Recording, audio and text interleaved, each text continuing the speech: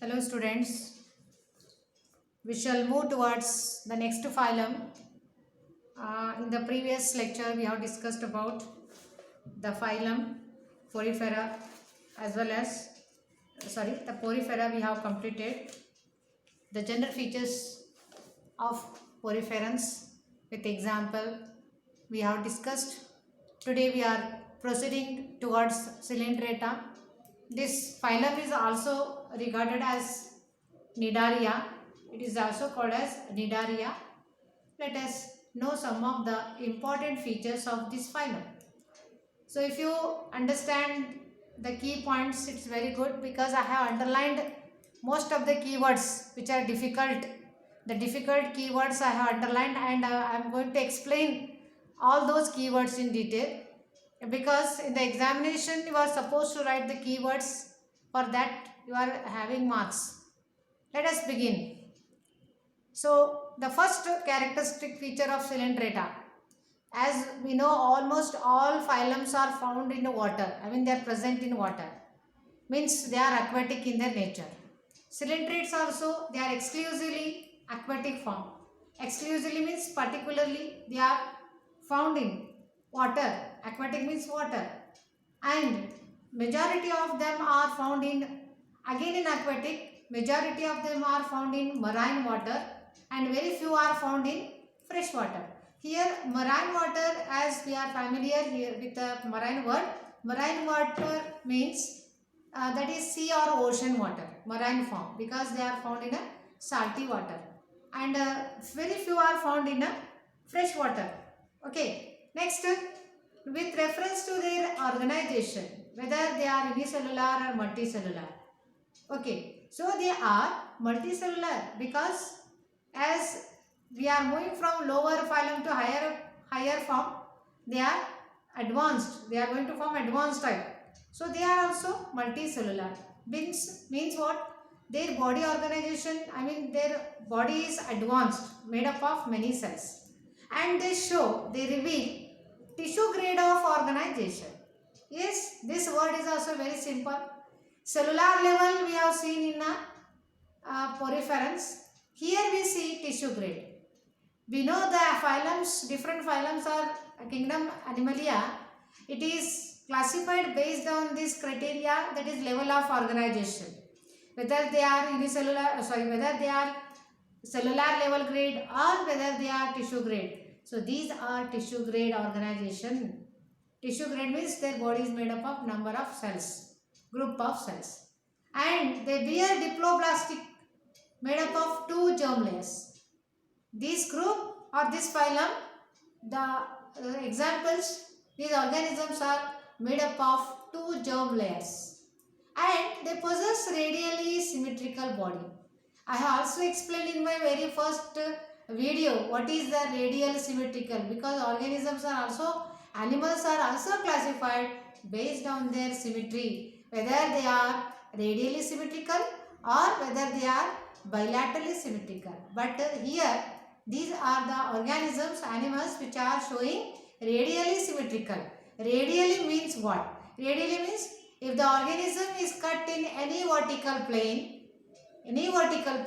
we get equal parts. So that is the meaning of a radially symmetrical. Next, their body. Okay, their body, as we know, ectoderm and endoderm. There are two germ layers. Okay, because they are diploblastic, so hence they are showing ectoderm and endoderm. So here ectoderm of Nidaria, they are consisting of some cells called nidoblast, or in other word they are also called as stinging cells. See, stinging cells have got very importance. Then what is the function of this stinging cell? These stinging cells are nidoblast. They produce cell organelles. They produce some cell organelles called nematocyst. And the function of nematocyst, which is used for defensing. Defensing means what? Means stinging cells are going to protect. Defense means protect. Protect the organism from the enemy. Okay. And also it is helpful for paralyzing the enemy. That is paralyzing the prey. Prey and predator, you know. Prey prey means prey means the one who is going to suffer. The host is called prey, and the organism which is going to eat the another organism, that is called predator, isn't it? So here the nidoblast or stinging cells are very important role they are playing because they defense their body themselves. I mean the organisms are coelentrates are protected from stinging enemy also. They defense them, and also they are going to capture the prey by paralyzing it. Paralyzing means causing damage. Paralyze means damage. So it causes damage to the prey and it helps in capturing the prey. So this is how it captures and paralyzes the that host or prey. Okay, and this is a very important key point you must remember. Okay, next comes coelentrates are going to exist in two different forms.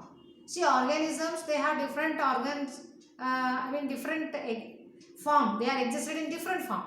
But here coelentrates are existed in two different form. So let us know what are the two different forms of the coelentrates.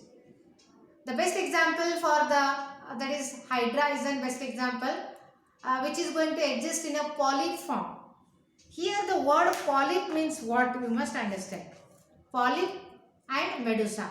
Hydra is an example for polyp form, and umbrella means obelia. So their body is like a umbrella, like circular or radial, circular in their outline. So umbrella like.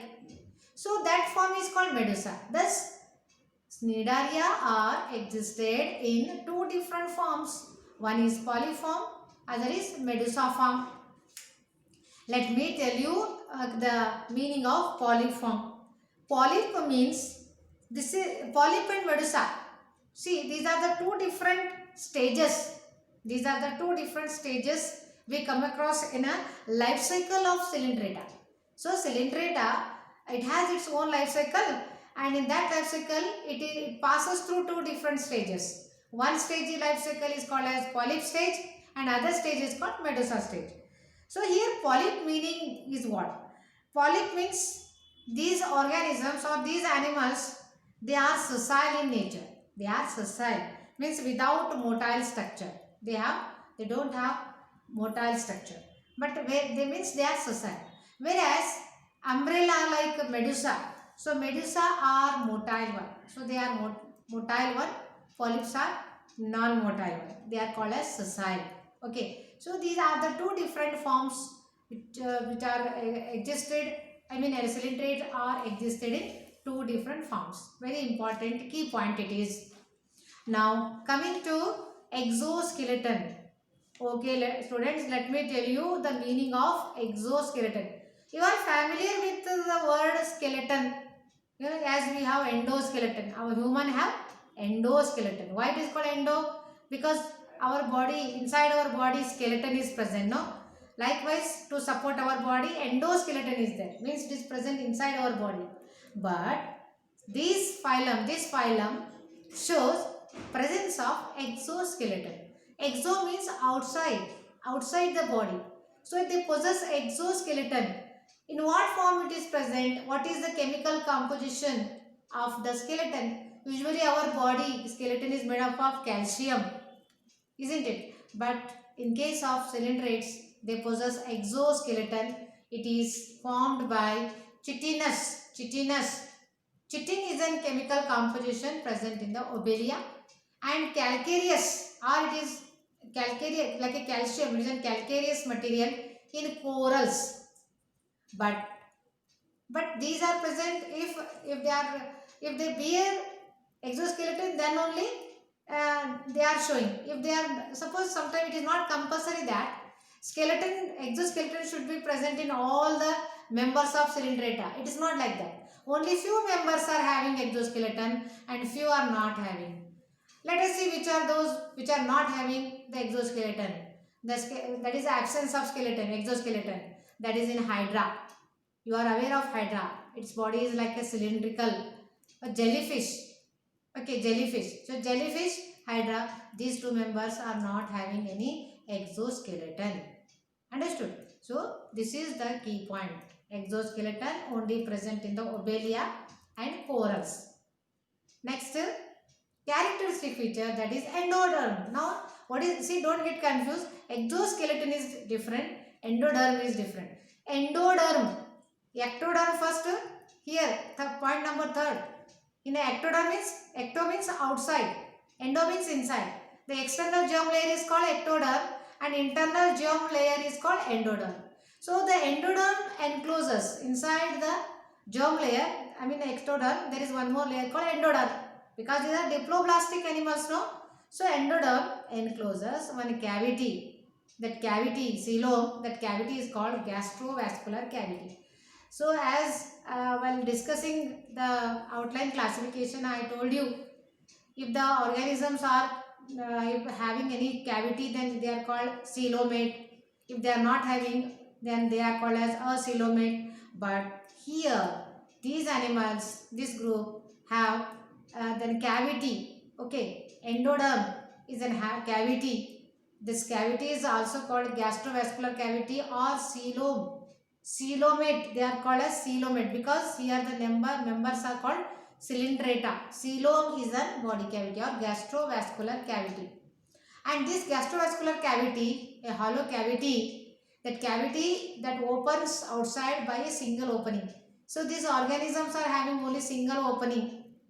Okay, for entry of the food material also, for exit of a excretory product also, they possess only one single opening. Okay, endoderm possesses a gastrovascular cavity or it is also called as coelom. Next, coming to next, digestion.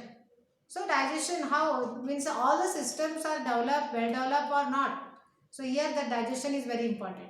So this group they possess all to either intracellular digestion or extracellular. I have made it clear already.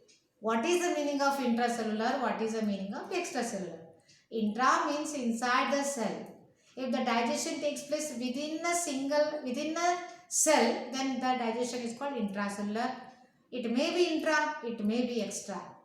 Outside the cell, if the digestion takes place, it is extracellular. Now lastly, the most important key point of this phylum is that they exhibit alteration of generation. I told you the meaning of alteration of generation.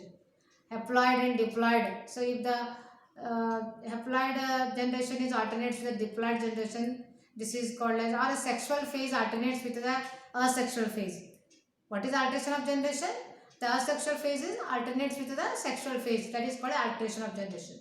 So here we come across both the type of generation, that is polyp type. Polyp type possess asexually. They reproduce asexually. They reproduce asexually. Whereas Medusa type undergo sexual reproduction. Okay. Polyp reproduce asexually, that alternates with the Medusa.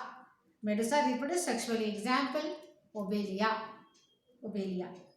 Okay. So these are the most important 8 to 9 important features you can call, general features you can call, important characters you can call, because these are very important, because in all the phylums you are going to learn only their general characters. These all points we see in the NCERT readers. Same points I have explained. So key points don't forget to remember and go through the key points. And this group also, and this group include some examples like Hydra, Adamsia, that is called sea anemone, sea pen, sea fan, brain corals. These are the examples included under phylum Cylindrata. So with this explanation of general features, I stop here only. We will continue the next phylum Ctenophora in the next video in detail. So there also the most important features, key points you are going to learn. Okay.